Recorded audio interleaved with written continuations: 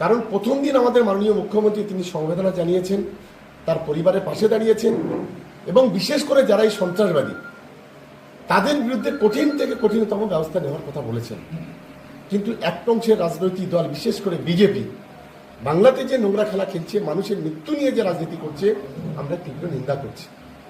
আমরা ছোট্ট একটি ঘটনা বলি যে মুর্শিদাবাদের ঘটনাকে কেন্দ্র করে আজকে অনেকে বলছেন হিন্দু হিন্দু ভাই ভাই, কোথাও একটা স্লোগান চলছে। আমি বলি যে ঠিক আছে, খুব ভালো কথা, তাহলে একটা কাজ করুন। ভারতবর্ষে হিন্দুদের মধ্যে প্রায় 6,500 কাস্ট আছে আমি যেটুকু জানি। তার মধ্যে অন্যতম হচ্ছে ব্রাহ্মণ, বৈশ্য, ক্ষত্রিয় এবং শূদ্র। তাহলে এগুলোর সবগুলোকে ডেমোলিশ করে দিন, দিয়ে সেখানে ঠিক করুন যে ব্রাহ্মণের মেয়ে শূদ্ররা বিয়ে করতে পারবে, শূদ্র ছেলে ক্ষত্রিয়ের মেয়ে বিয়ে করতে পারবে, নমশূদ্র ছেলে ব্রাহ্মণের মেয়ে বিয়ে করতে পারবে।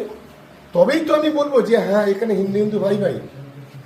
শুধুমাত্র রাজনৈতিক স্বার্থে, শুধুমাত্র সাম্প্রদায়িক বিভাজনের স্বার্থে এবং শুধুমাত্র নিজেদের রাজনৈতিক স্বার্থ চরিতার্থ করার স্বার্থে এই যে নোংরা খেলা, অবিলম্বে এটা বন্ধ হওয়া উচিত।